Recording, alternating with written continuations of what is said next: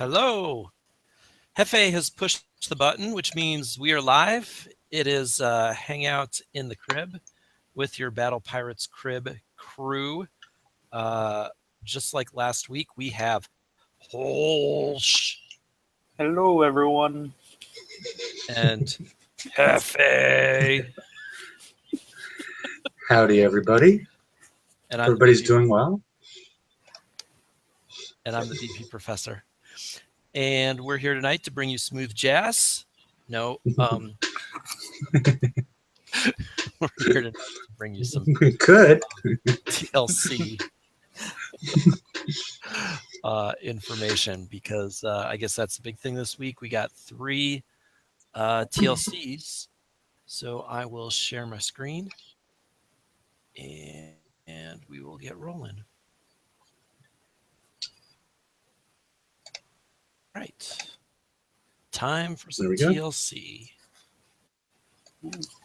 So we got one bug fix. Cold snap visual effect was remaining present on ships after the actual effect had actually worn off. Very exciting. I don't understand that one. Is there a cold snap visual effect, or is it the cold snap effect that your aura effect or your special whatever that's cold snap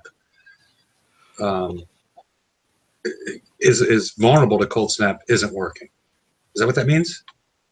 No, I think it means that your aura is back, but it's still showing you with the white frosty thing instead of your aura. Okay. Right? That's the visual effect. I didn't realize. Okay. I'm just used to the cold snap visual effect being that it's like gets rid of your normal. But okay. Yeah, However. It does a little down arrow, or it did. Okay. So I guess that was the thing that they... Oh. Fixed. I've seen that on other stuff that seems to last a really long time. Yeah. Like slow missiles and assault targets. I don't know. All right. Well, that's super exciting. Even more exciting, we have Doom Rooster posting that I don't know what this was in response to. That it was it was a bunch of people bitching about the fact that the basically the damage that the Monolith does with the Gridiron Monolith is less than what you could get out of a Harlock Citadel with other Citadels, especially at R5. My solution is that we nerf the Citadels. Well, that'll be popular. Yeah, I'm sure everybody will like that. The Harlock Citadel is overpowered, so we need to get rid of some of that stuff and maybe make it like a little trailing aura. Well, I mean, that was kind of what we talked about when they released the Monolith, is that after seeing all that and what the Monoliths can do, I almost would have rather gone the Zealous Hyperion route instead of Monoliths. Yeah, I mean, we kept on talking about the fact, how are they going to, what are they going to do in the target to make the Monolith more powerful? And we assumed that they were going to do that something funky with the target to use the speed advantage of the Monolith, but I don't, I don't know if he's joking with us or what, but yeah, just on the face of it, especially if you're going to try and use it in like existing FM targets, other things, it seems like you're better off potentially using the Citadel, except for the speed component of it. Yeah. Mm-hmm. Yeah, and the Zealous Hyperion, right? That combo has the speed. It's got a little lousier repair time. But if you put the MX Prime in there, you get that 50% defense, and it kind of puts it right back on par. I don't know that has the firepower though. I think that still has less firepower than the Citadel. Yeah, so I think the big thing is the firepower, because of the explosive damage boost of the Harlock is the big. Okay. Is the big thing in the room that's really changing stuff, because the it's a 30% critical chance boost that the Gridiron Monolith gives you, which doesn't equal what's up with the it doesn't explosive damage. Yeah. Yeah, you need essentially 100% critical chance. Yeah. All right. Scourge siege targets. Finally, Kixeye has begun the transition of replacing draconian mining bases with Scourge defense grids. So this is what we were all expecting right after the last raid, and it's taken them until now to get off their ass. So like the last time we had a target transition, I guess it was the uranium targets last time. New targets will spawn along older targets until May 15th, which is a little less than 3 weeks from now. After which all draconian mining bases will be replaced by Scourge defense grids. And then like mines, these targets will be turned off during events. They also have, I guess, similar spawn times, 2 hours on, 1 hour off. And the big question is, why do they do that? Oh, why the 2 on, 1 off? Yeah. It seems like a lot of these people, like, people with jobs and children or whatnot, they might have like an hour to pop in and play. And they're not going to rearrange their life just because of when these things are going to be on the screen or off the screen. Yep. Yeah. I just don't understand the impetus, why they would do that. Okay. Okay. And then the big news is Outpost 9 buildings can now be upgraded using base parts. So, getting warehouses to level 15 is one thing you could do, but also upgrading turret platforms from level 7 to level 8. Hefe has very helpfully noted that takes 1,069,000 base parts. Now, if you have all level 15 warehouses, you can hold 1.2 million.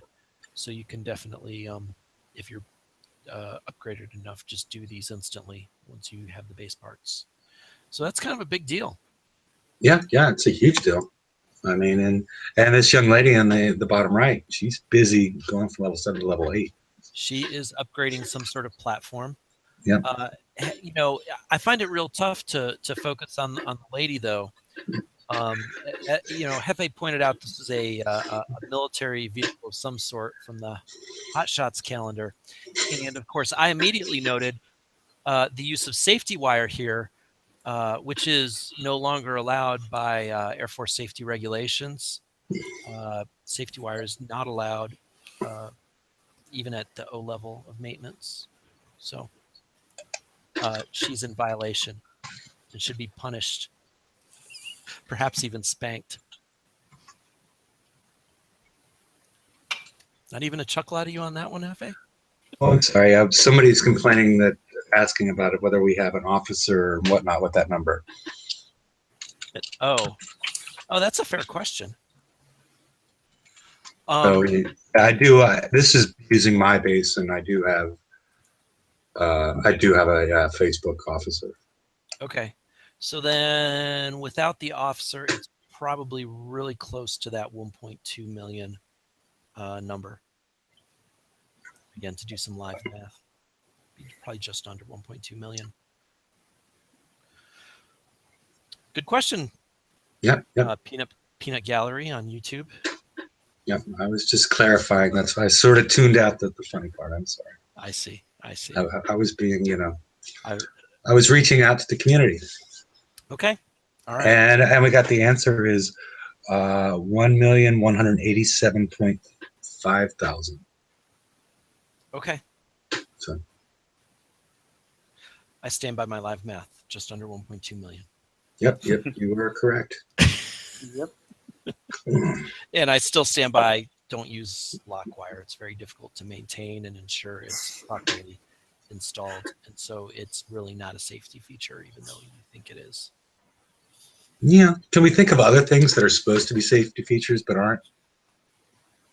No, we'll leave that for the after show. So anybody, yes. So anybody wants to join us, the topic is going to be things that we deal with in our normal life that are supposed to be safety features, but are not. So Okay. Airport security. Yes, taking your shoes off at the Okay. because aren't people more likely to slip on those tile floors or marble floors with their socks on? Hey, how about these ladies wearing flip flops to airport security and then walking around with their bare feet in the nasty airport security area? I don't get that one at all, man. And then you got the people wearing socks with no belt on. You're waiting for some sort of Abbott and Costello skit to break out, where his pants fall down and he slips, and it just seems like the chances of something bad happen are they're higher in that instance. Okay. Okay, we got that taken care of. So maybe we've covered that, and not in the after show. I'm sure our intrepid after show participants can come up with some fantastic other ideas for things that are supposed to enhance security but don't. Okay. Like antivirus programs. Okay. Well, I better change topics. Yeah. Let's talk about butts. Hyperion adjustments. Yes. We've made an adjustment to megaship modules. Previously, megaship modules could not be refit, built, or upgraded during bridge repair. We've changed this so megaship menus are accessible during bridge repair. So for those who don't have so many megaships, the bridge takes 12 hours, a while to repair, much faster than your turrets. But you can't, until now, repair your turrets until your bridge was repaired. So now you can. And then they're running a new TLC version of Clash of the Titans, which is a little different. We'll talk about that in a few minutes. To help players earn megaship technology and tokens. All the prizes have been previously offered.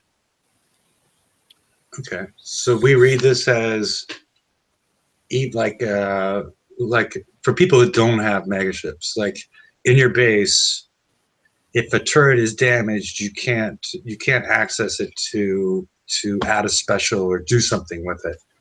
Right. Does this mean? Okay, so go ahead. The turret still has to be fixed. That's still a 3-hour repair on turrets. Okay. The thing that it's different. It would be like if your outpost was damaged, you couldn't upgrade a turret. Okay, and so you would still have to go through 3 hours of repair time, but not 12. Yeah. In order to make modifications to your other modules. Yeah. Okay. Now, would this allow you to, like, I don't know, I guess we'll see, or you may know. Would this allow you to smartly gather titanium and advanced alloys and whatever the other words that are going on, and smartly, incorporate them into your build without them getting stolen? Well, so, you still have, I think it's a 24-hour equivalent to a bubble. And so, 24 hours is how long it takes you to build a metal. Advanced systems. I think metal's the... Okay, yeah. Okay, yeah. I was just making up words. I don't know anything about this. So...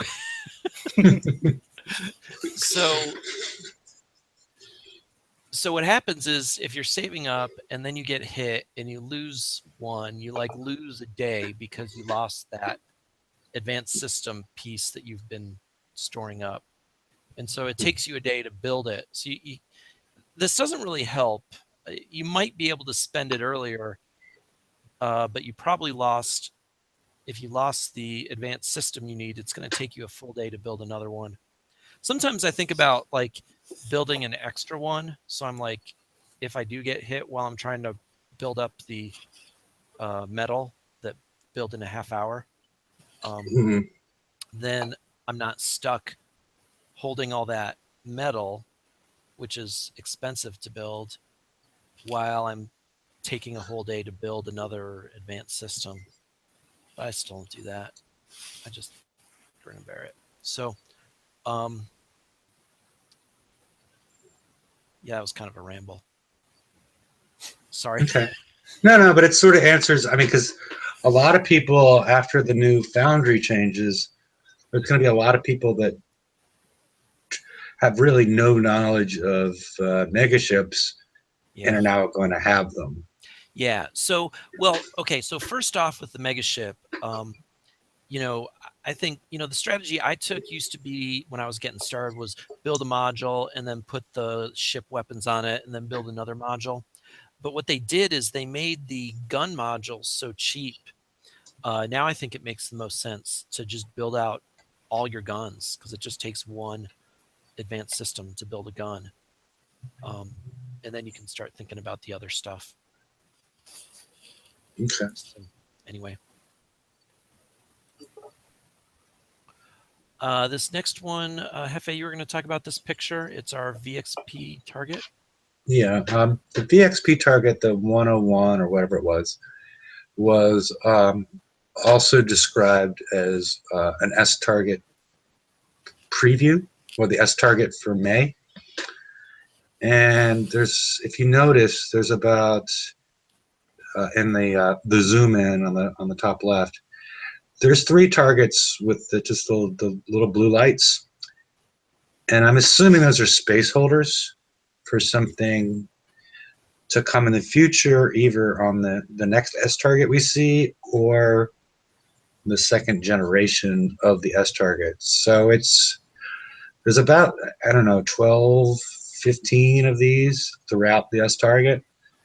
So just to be aware that there might be something else out there that we haven't seen yet that might be mean to Punishers and Citadels or everything across the board. I don't know, but just don't be upset if there's a new weapon with new range that we see at some point along the way.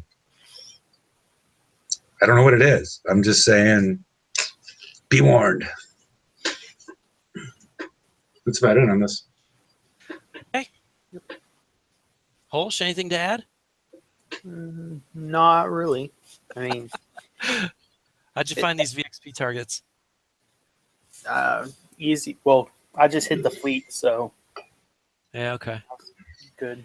Yeah, I was ranking monoliths that didn't have any weapons on them. I found this round to be really expensive, actually.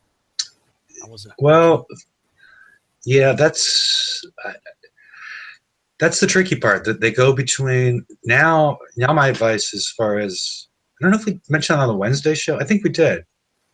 I don't know if it was Wednesday or Friday. I think it was on the Wednesday show. We recommend that you not do that, Larry. We recommend that you put one weapon and probably Speed System 5 on there, so you could at least do some damage.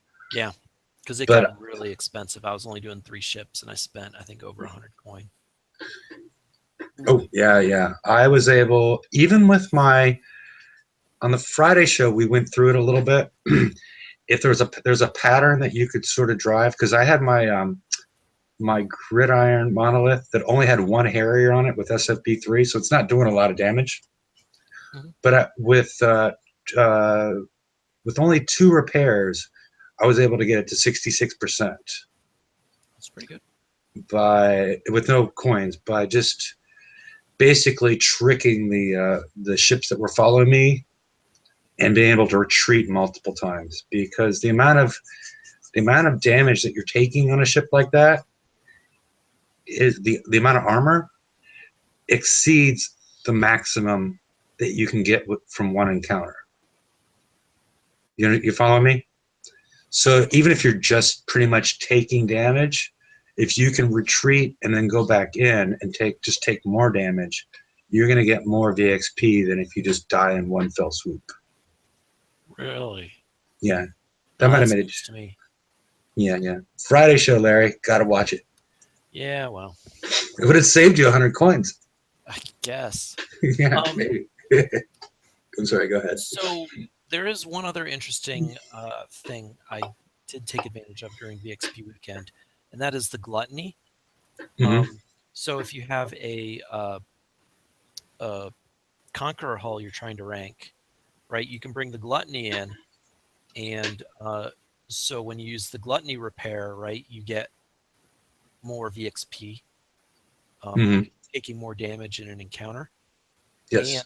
And even the gluttony will get VXP for taking damage for its heals. Yeah, I think it's 16 VXP per heal.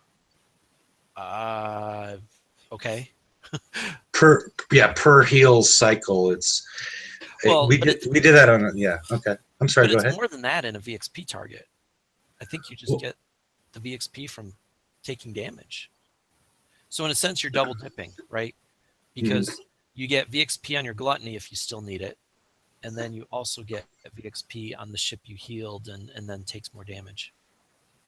Okay, yeah, maybe the base is 16 and just being inside there is like a multiplier inside on your base. I'm not sure because it appears it works that way with armor, that it's basically some sort of multiplier on your base damage, VXP value. Yeah.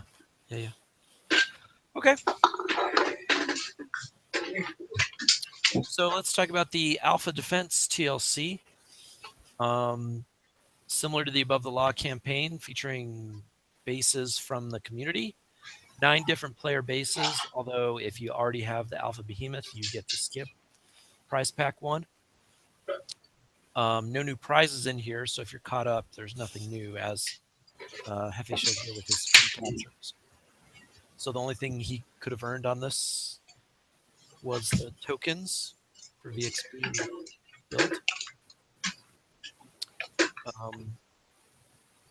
I found this campaign pretty simple with prides. What do you guys think? Yeah. I mean, other than the first target and the third prize pack, they can all easily be done with prides for almost instant repair. Yeah, that one I got pretty shot up, but I still got through it, and then I used some gluttonies I had sitting around to repair them, so I still ended up spending a coin. Yeah. Because you go with me. No, go ahead, because I'm sure what you're going to say is going to be much more useful than what I have to say. Yeah. What I actually did was I did the other TLC, the Homeland, and got some Liberator tokens and built a Liberator with 2 of the 6-day build tokens and used the VXP token it came with. I actually used that on the first round of Prize Pack 3. Oh, okay. Cool. Yeah. Personally, I haven't tried it yet because I own all the components, and I have a built Skulled Alpha Behemoth. So, I mean, I know Holster's got 3, so I guess he's just doing this for fun. But yeah, I haven't tried this one yet, just because I'm not that desirous of the prizes. Yeah. Yeah, I could see that. I might spend those 8 tokens to build a half an Alpha Behemoth, but we can go to the next slide, but you've said it before, you're pretty unhappy with how the Alpha is working and how the Cesium Scarabs are working. So why don't you? Well, I don't know that I'm unhappy with them. I mean, I still use it within my base. I'm more disappointed with the communication and the information that's been provided on both the hull and the weapon, as far as like we had to figure out so much stuff. Like, if you look at the bloodthirst in the upper right hand corner, how do you reach bloodthirst? Everything else has max stacks. And it's with just one, it's pretty much impossible to get full bloodthirst. It's 4 stacks, so you're getting 25% of each of those values every time somebody in the Behemoth family goes out and touches a ship that then dies. So it's difficult with one, and it might become much easier once you have the more offensive-minded Harlock Behemoth in your fleet. But it does some good. I think its big benefit, right, is its countermeasures, right? Because it's got these big accuracy boosts, and then you could put a special on and boost that even more, right? Yeah, well, the other big thing is in the bottom right, and they don't. Another problem with it, they don't explain that the range of this aura is 45. But in the bottom right-hand side, this aura of 45 will add these deflections to all the other ships within that range. But again, they don't, and also will trigger resonance. But they don't tell you that it's 45. We had to figure it out by taking screenshots and comparing it to other stuff. It's just like it's a bastard ship. I mean, they haven't done crap with this to communicate to the players. And as we get to the Cesium Alpha Scarab, they haven't done anything to fix all the other problems associated with it. And I'm just very surprised that they re-released this ship without fixing any of this stuff. I'm just amazed that they, maybe they've released it once, but it was released at the beginning of the last raid cycle. So we're talking 3.5 months ago, and they haven't fixed the basic things on this one that we talked about. And there's more issues with the weapon, and I'm just baffled that they didn't wait, and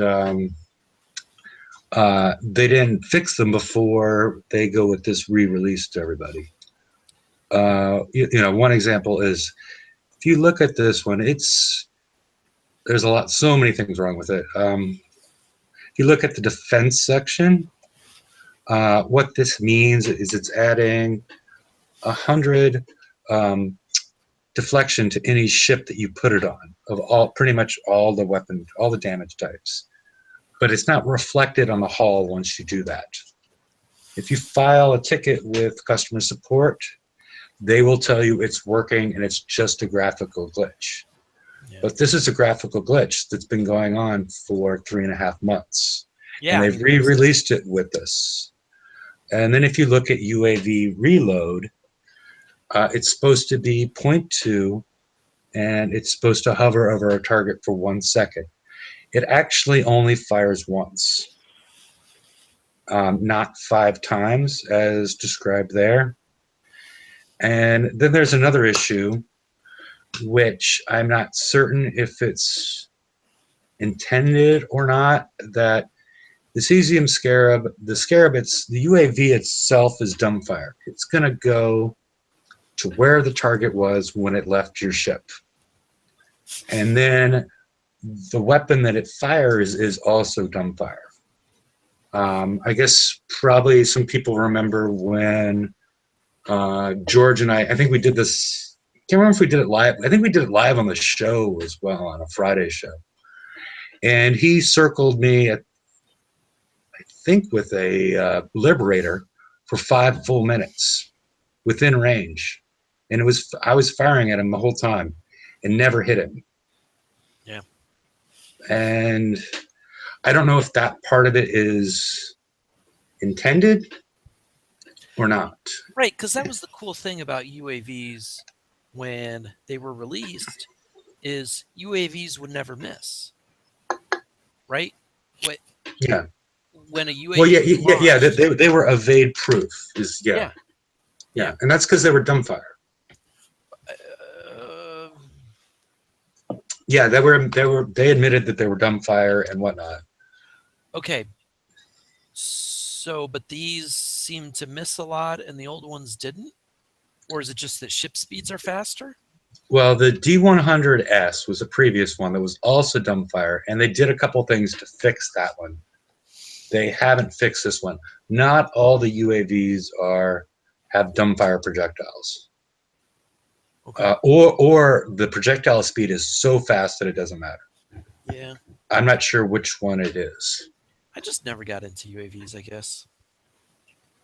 Why not? I don't know. I mean, I never built any Drac carriers.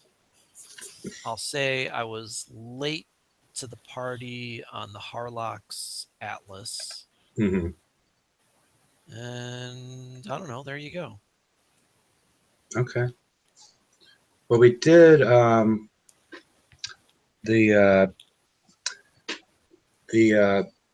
BPC team did a little testing, And let's see. Let's see it, man. Alrighty. Wait, what? Now, as you see, these UAVs are easily taken down with countermeasures, but you notice that they're not hitting anyone. You know, it's the same thing we did in our testing. Has been shown afterwards. So we did this last weekend, and Larry's running the camera, so you don't see Larry here. I mean, I'm quite happy to hit a couple of them, but yeah, it's you know, it's not really what's in the blueprint. So, you know, we'll just leave it at that. So, Dude with beard and weird ass shorts. How many points is that prize? Kicksai's gonna have to give me points. Get me to take that dude. I don't want him in my base.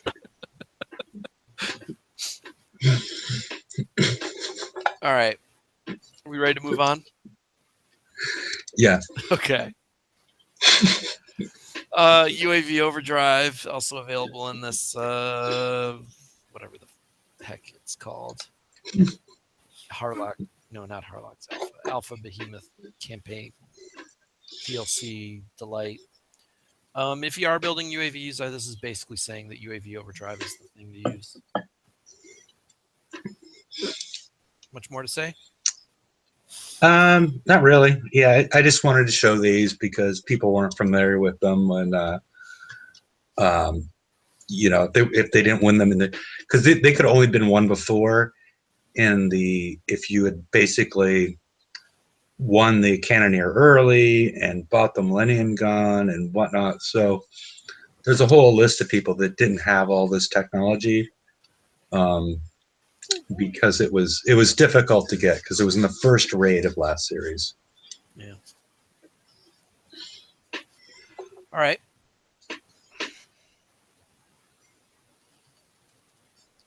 And then Homeland is a rerun.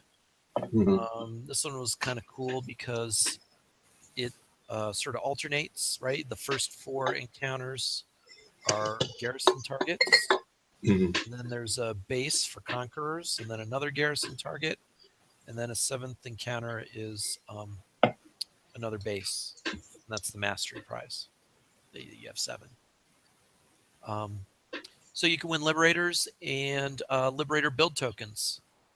Now, last time they ran this, you know, I used all those build tokens and built just 2.5 liberators essentially.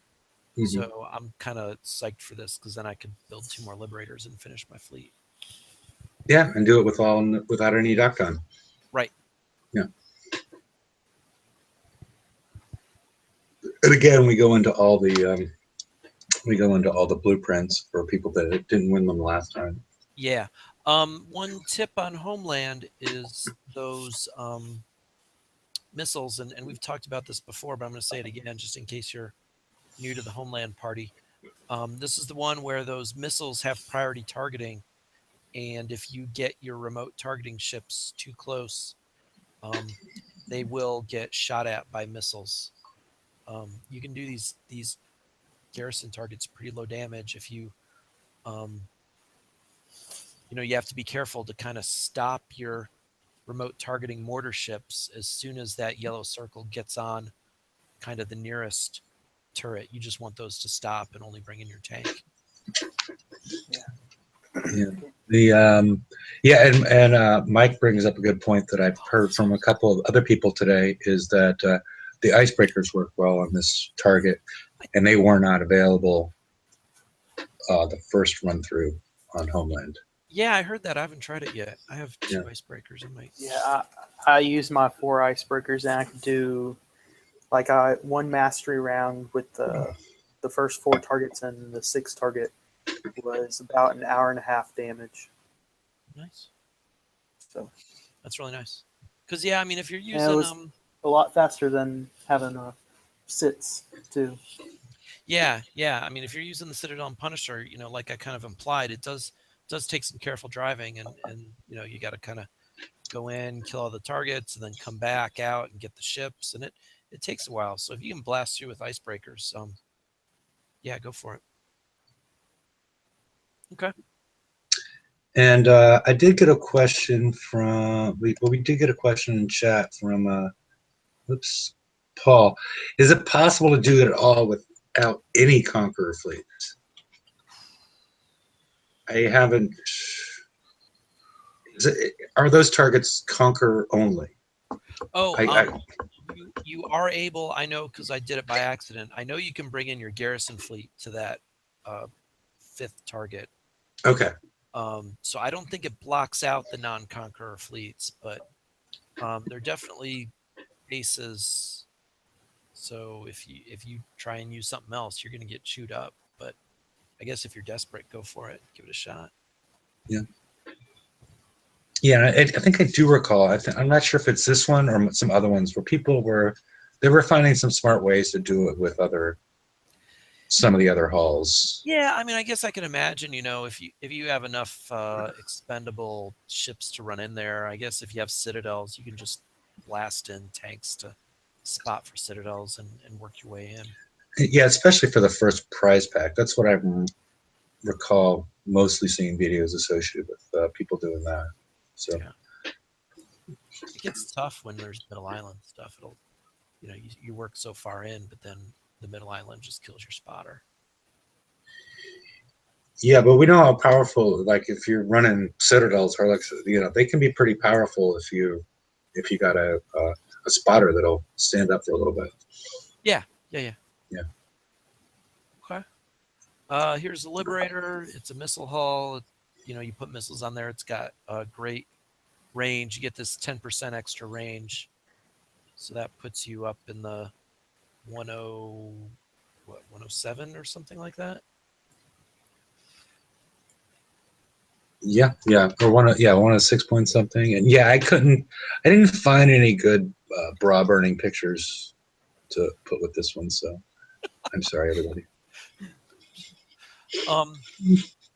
Yeah, and so then the Liberators, you know, the Liberators are kind of an interesting hull, right? Because they are really powerful in some ways, but you know, you've got this huge explosive deflection, right? But you have no ballistic deflection, and that is often the weakness of the Liberator hull, is to ballistics, right?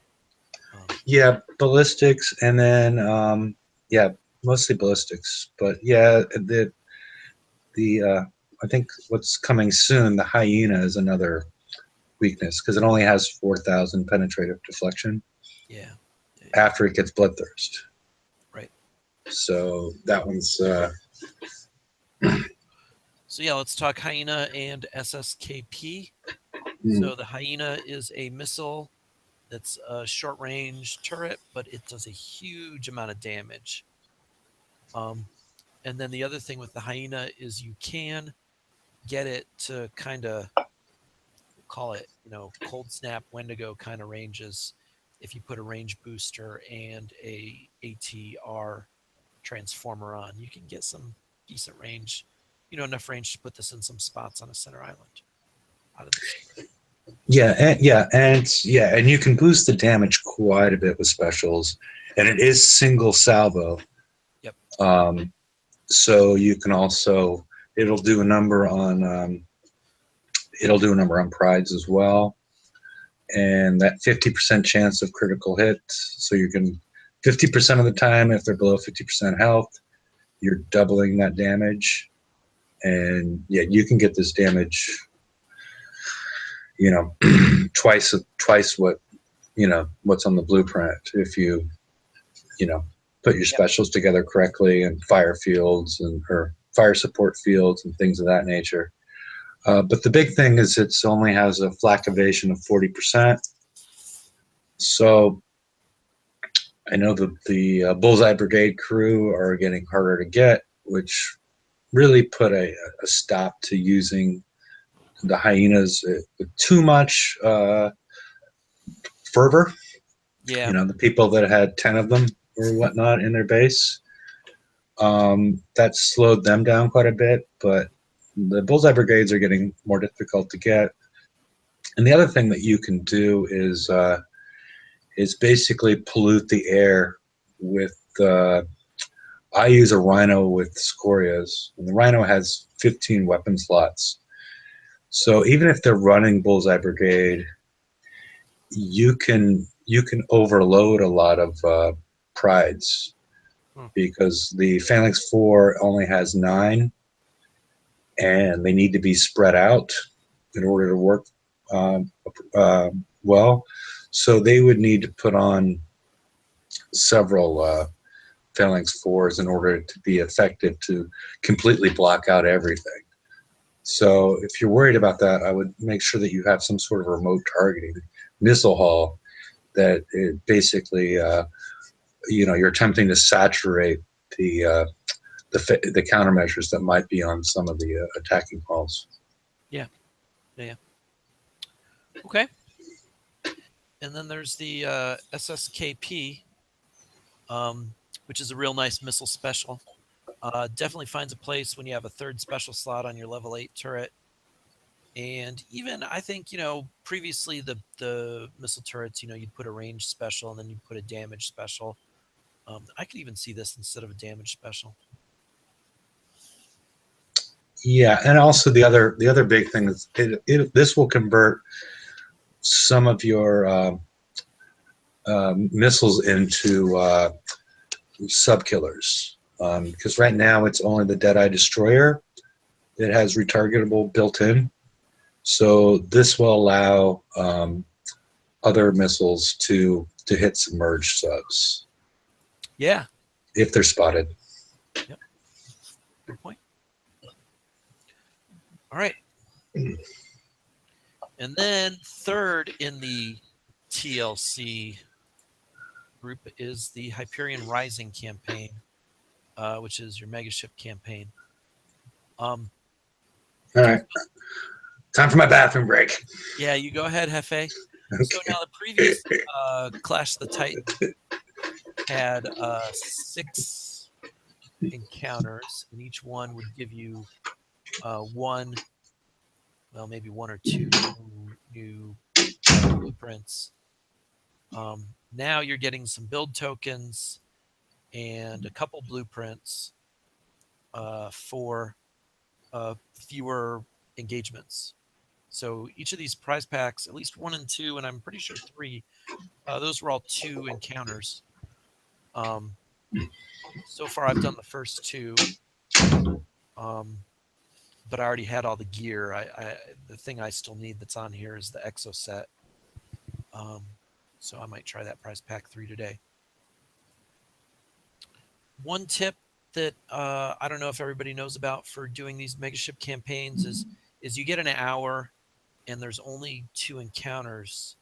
So I will always do the first one and then wait, 40, 50 minutes to let my turrets repair up and then do the second one. And so I'm a little better off when I take that on. And so, it might save you some coin if you're coining, or enable you to do it without coining if you're not. So that's pretty key. Holsh, you got anything to add on these megaship campaign? I'm still building my gantry, so not really. All right. I will continue then. Gridiron's Monolith. Hopefully Hefe's back from the bathroom, because I don't know why he kept this slide in here. I'm going to keep rolling.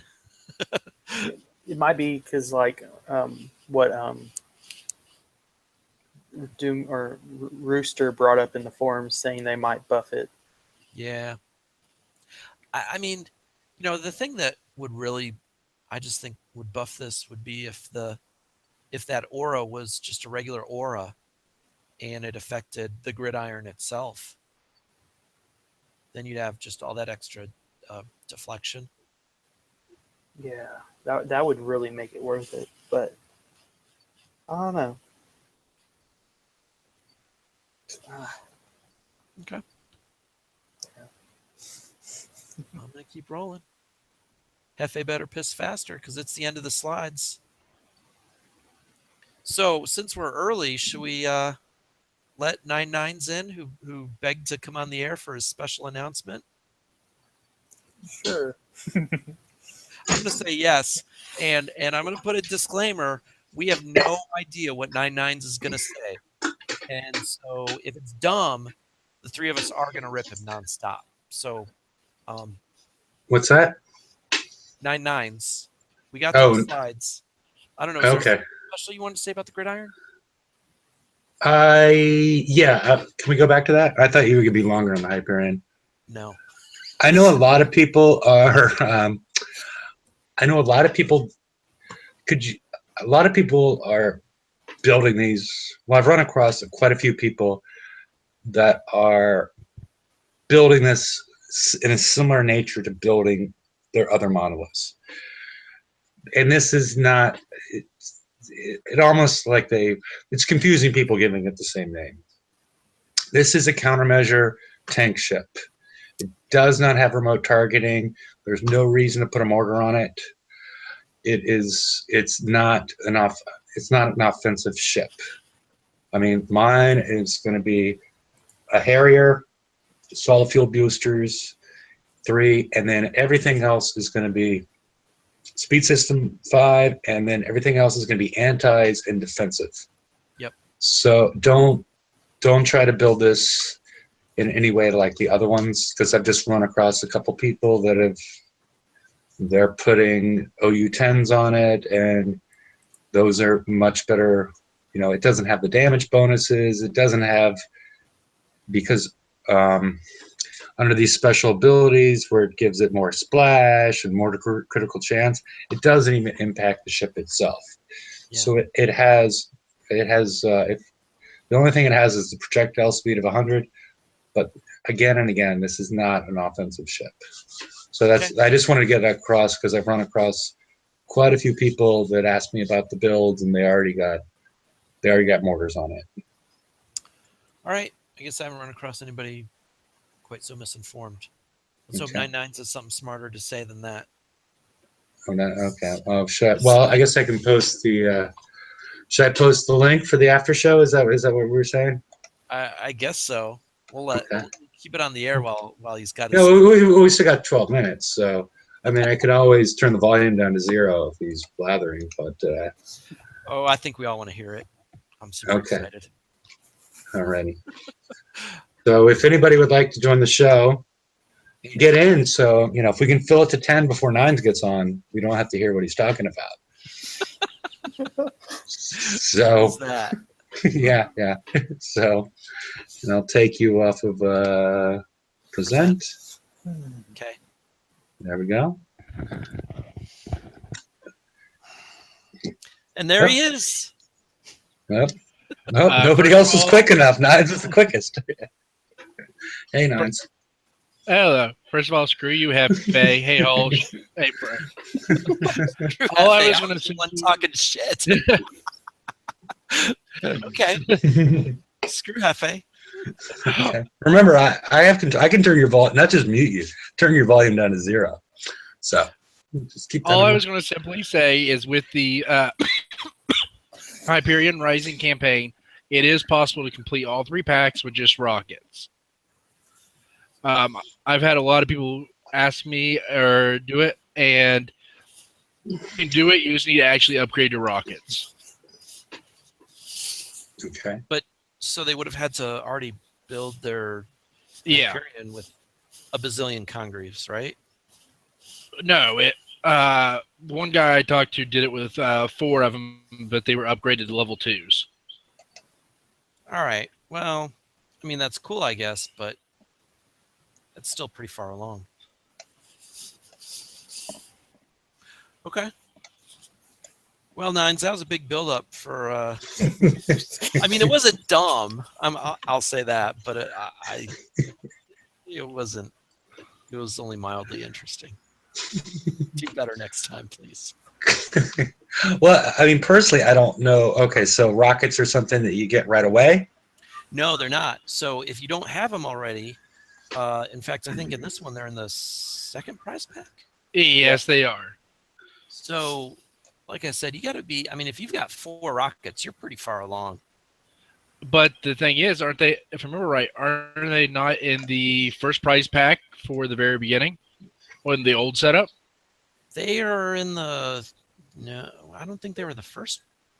They were the second. Because you start out with mortars and cannons, and then the next one up is cannons, or not cannons, rockets. I don't know whether they were prize pack 2 or 1. Because I thought the engine modules were first. No, they're farther along because I don't even have one built yet. Okay. Yeah, I was in the middle of building the engine module when this TLC came out, so I sped mine up by a day. I was kind of happy.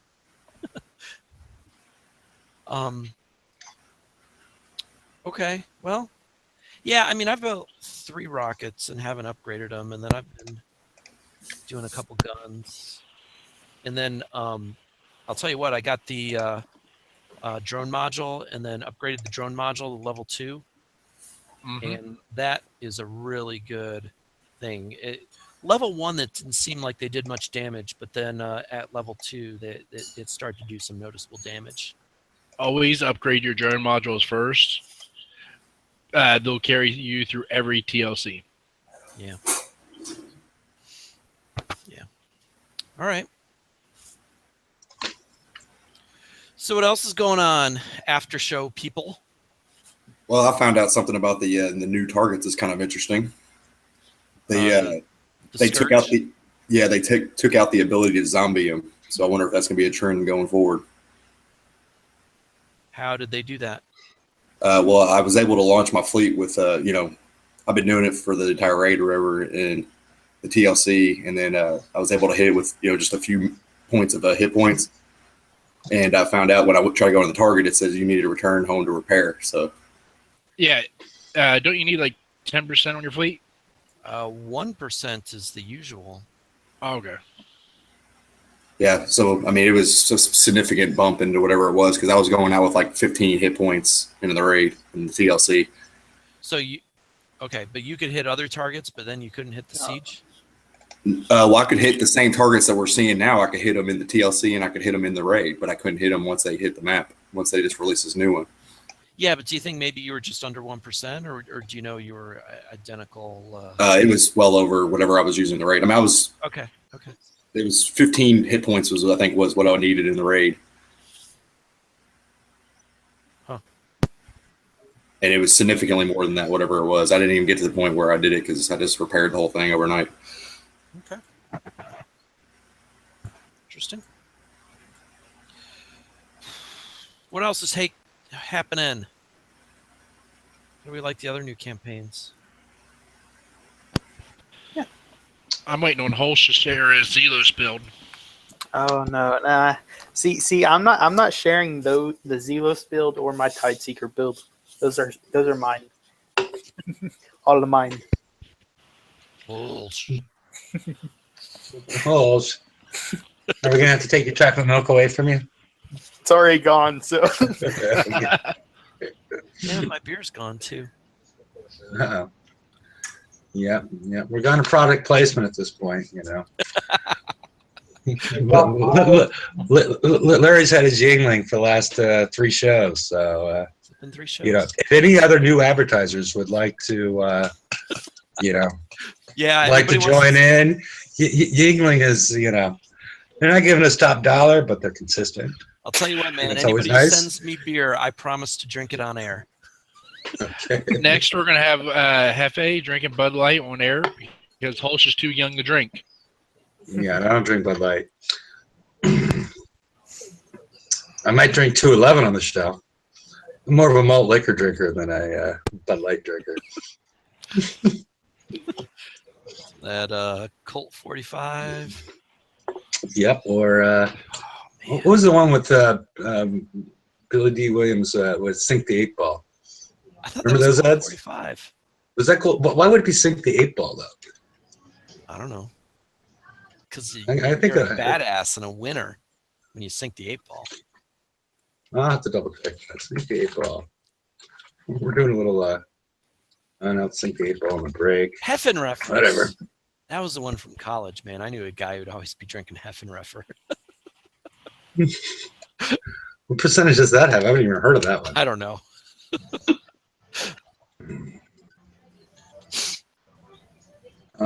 Shit. But how is it? Is everybody think they're going to get their? Well, I guess there's two things. I think if we went back to the fact that they're going to, at least the idea is in their mind to buff the Monolith or the Gridiron Monolith. And how comfortable does everybody feel with the current state of their builds? Like moving forward, are they going to get a build done of their Monolith and their Gridiron Monolith prior to the next raid? That's what I want to talk about. Okay, go for it. Well, just what to do. I mean, it's going to be really, really tight. And Are you trying to build 4 plus the Gridiron, or are you just trying, or 3 plus the Gridiron. 3? And you think it's going to be Gridiron's tight? almost done. Okay. And you're maxed on the FM, so you're getting Yep. you're getting tokens. This okay. I did a stupid little chart that's probably not real accurate, but I'm going to be close, like plus or minus 2 days to have, unless I have change, and I'm real worried about. Holst, did you have a chance to look at that file I sent? Oh no. It's okay. No. If you guys want to discuss it, I got it on my screen and can share it. If you don't, then I'll just pound around with what I got and see where I am. No, throw it up. I'll put you on present. Because I don't want to be. We can always go to the after show. Are we not an after show? Well, we are, but No, we're still no. broadcasting. Okay. We're still broadcasting. We still got a little whiles to go. Hefe If anybody knows. else wants to join us, and Or are you, I wanted everybody else to see the rest of our test video. Gotcha. If I can wait, it's up to you. No. Go ahead. I mean, I'm sure some people could learn from it. It should be on there now, unless you're not seeing Yeah, I it. see it. No, we see it. Okay, so that's my Gridiron Monolith. Mm-hmm. It's almost done except for a couple of specials. But those were the specials I was going to put. Yeah. The high Oh yeah, high velocity rounds. I'm not certain of yet. yeah. You don't really need those. Don't need those? It's for the countermeasures. Yeah, but really, I mean, yes or no, it doesn't really matter. let me see what I have instead. I'm just What would curious. you switch that out to then? Well, that's what I'm looking at. Larry's looking at his to figure out what he put in Oh, that. you know what I did instead? I put you remember those limited deflection upgrade SAs that gave you 20 deflection? You finally found a use for 'em? Yeah, I'm gonna put one of those on my Gridiron. So, I mean, and those aren't even that great. So, yeah, I don't know that you need the high velocity shells, but I'm not sure what else, Evade upgrade. Veda. Yeah, that's what I was thinking, was a Vade upgrade, or Or you just throw on some thrusters. Or, well, if you have the hydraulic resistors on it for the engine. But Yeah, you don't. yeah, it's not terrible. Can you put thrust? I found evade made a huge difference against the ship targets last raid. When I used the evade crew, I could pretty much shoot down or evade all the Zoe missiles. Okay, Yeah, I didn't put them on there yet. This is where I'm at. okay, yeah, Mike, you're not with the Speed System 5. You're not going to be able to put the thrusters on, but you can put the evade upgrade if you do own it. So, okay, so I mean, the big question, I guess, on your build as it currently stands is, what's the best way to implement the charged armors on something like that? Right. You're once seeing my build screen right now, right? My dot. Yeah.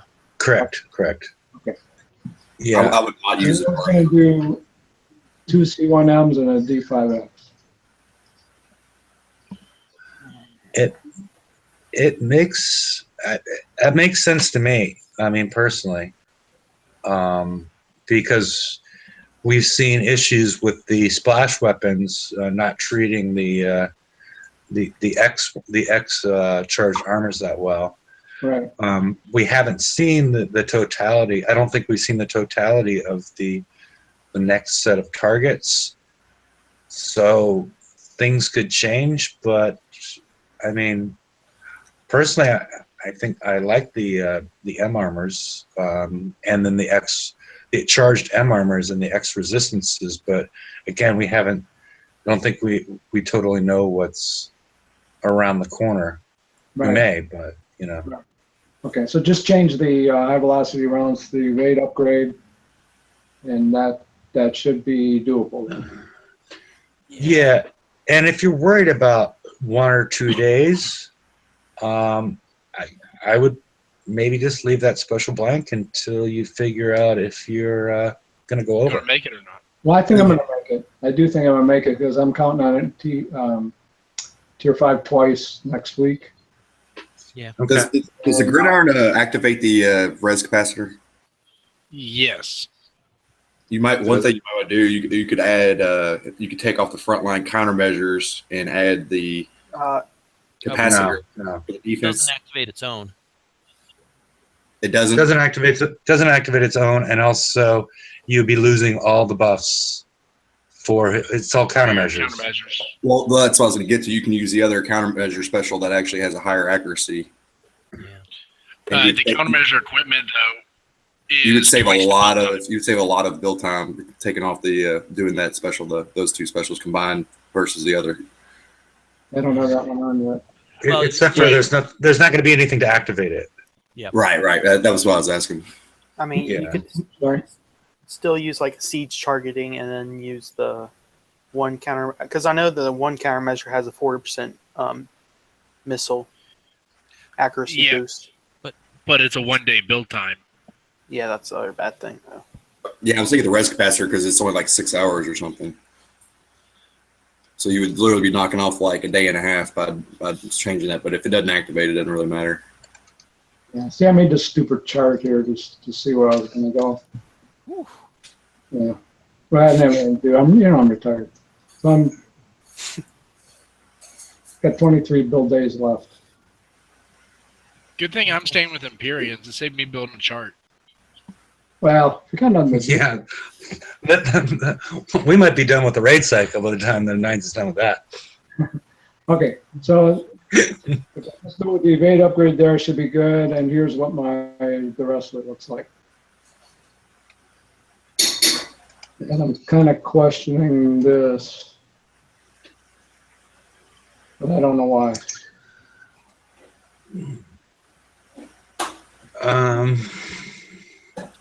Well, because it's lowering your spread, which may or may not be a good thing.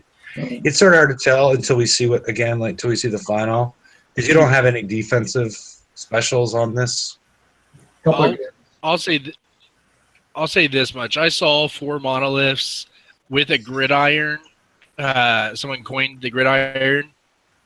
It was a blank call, but with the buffs and 4 monoliths, I would almost say it would be a better thing. They didn't put out that much damage. Maybe with the buff, you might be willing to remove it. Do you guys see any glaring mistakes here that I'm making? That's what I want. That's my main goal. Is did I make an obvious mistake? No, I use the exact same specials, except I use the Hydro Resistor. But yeah, I got the same ones. And I'm going to try and, I'll be honest with you, I bought those doggone 15 days worth of build time that they had a special on. Oh, okay. So I might go for a 4th one. I don't know if I can fit it in. But I was also thinking of running maybe a tank in the back. And then I was thinking, I'm going to run these things stacked. I'm planning on running just like Apollo. Huh? Stack them up and run them. The one thing I see with running an extra tank or running anything that's not a monolith with this is you got a bigger chance of hitting a mine than Yeah, they got to be the same speed. And like I said, that's why I want to run them stacked. So where one goes, they all go. Yeah. Hey, the thing you might need to be a little careful of is if you build a fourth, you're going to go overweight by a lot. You're right. You're right. Yeah, because you gotta keep them around 9,000. You gotta keep them around 9,000 in order to. Well, that just saved me a whole lot of build time then, so I don't have to do that. Well, I would suggest using another second countermeasure tank instead of having a full fleet of DPS. It's possible. I mean, I got several to keep. It's necessary, and I can do those elites with this. Maybe I'll do it. It's not bad. My main concern was, am I going down? Did I make a wrong turn somewhere? Because when it comes to wasting time,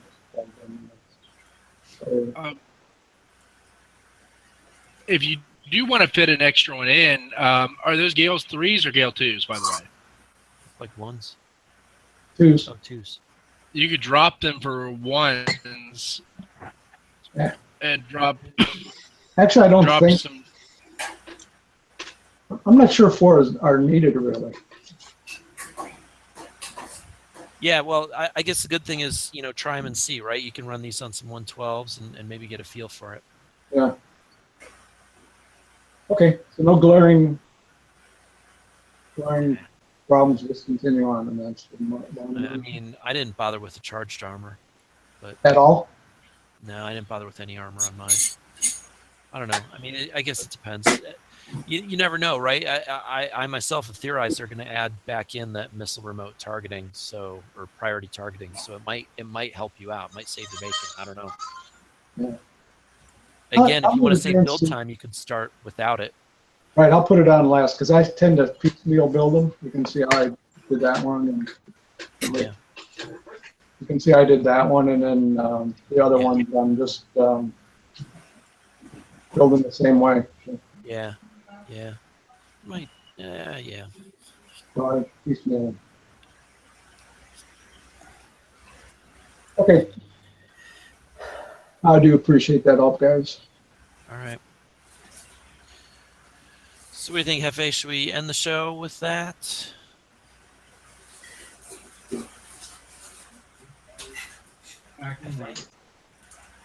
Hefe left again.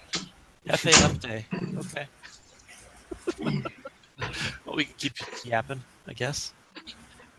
See, Yeah, I we- would have we- actually. Oh, go ahead. Go ahead. Go ahead. I would have liked to have seen a buff for the icebreakers instead. Yeah, icebreakers are dead. True. Screw them. I'm sorry, but yeah, I mean, it's.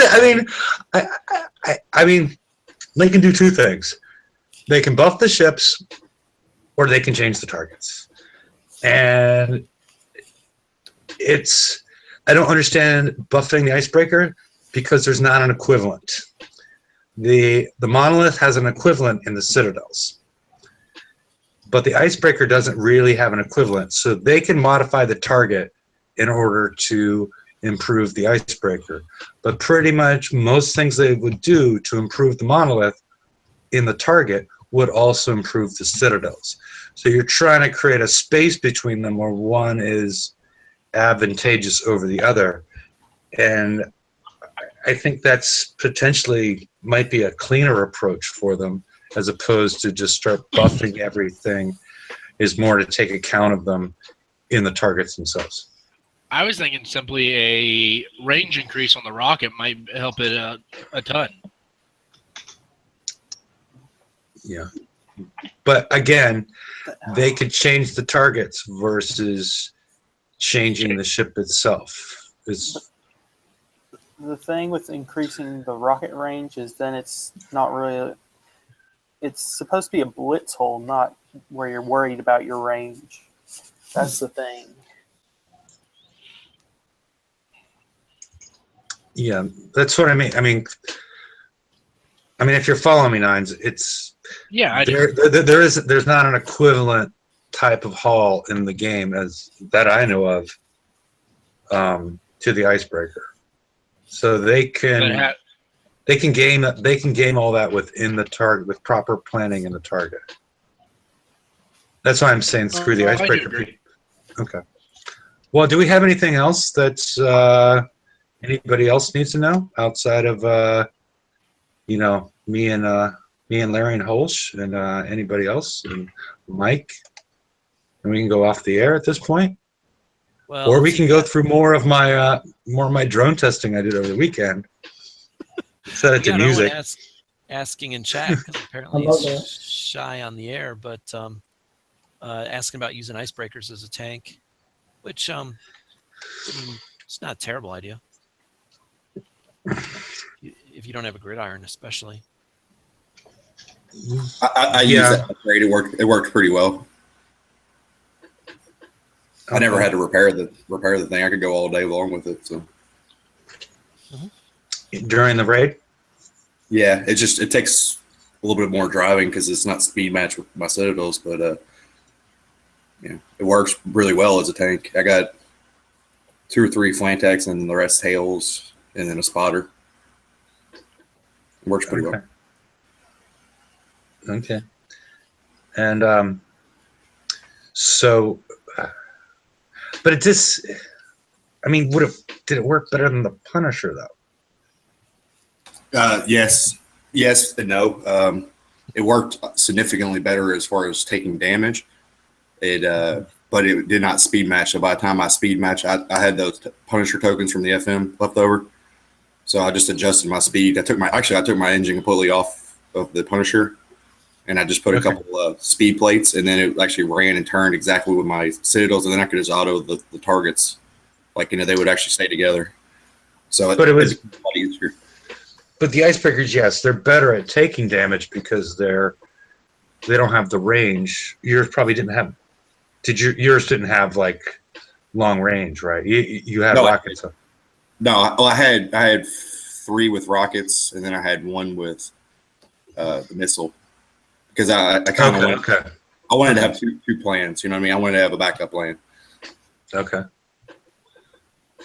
I go back to my old theory of old BP professor article where he's talking about how to build the VUHs and have 1 countermeasure ship and all the specials that buffle the accuracy. So thank you, BP. Still using your knowledge.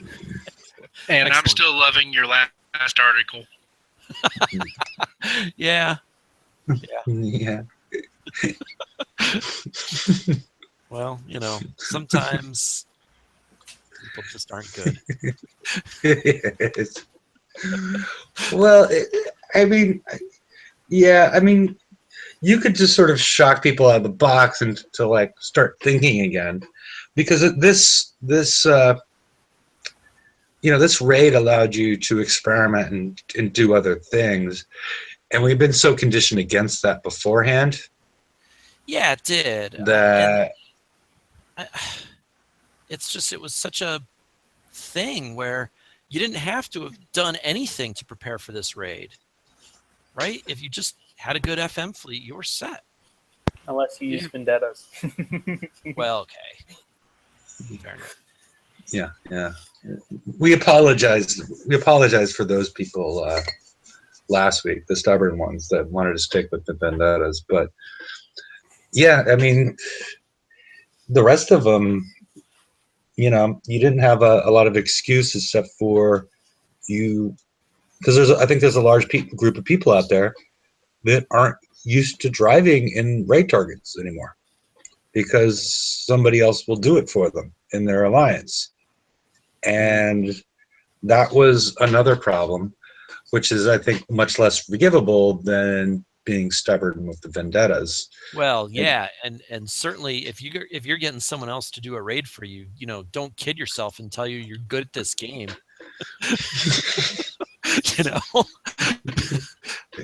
I'm really good. This raid was easy. All I had to do was ask my ally mate to get me all the points. Yeah. You're good at batting your eyes and comms. My favorite excuse I've heard is someone saying they didn't do the raid because they couldn't use oppressors.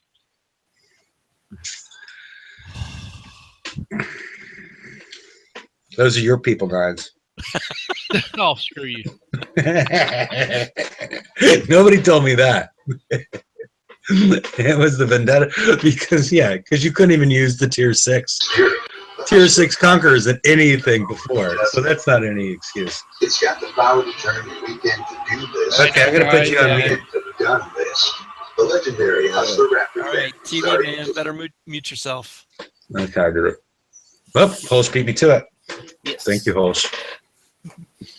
You can come off Holsh or come off mute when you Learn how figure to out what tweet. all that noise was. Yeah. But I mean, hopefully they'll keep up this pattern where they allow people that previously felt like they couldn't do their own raid, that they can do their own raid, and teach people to drive again.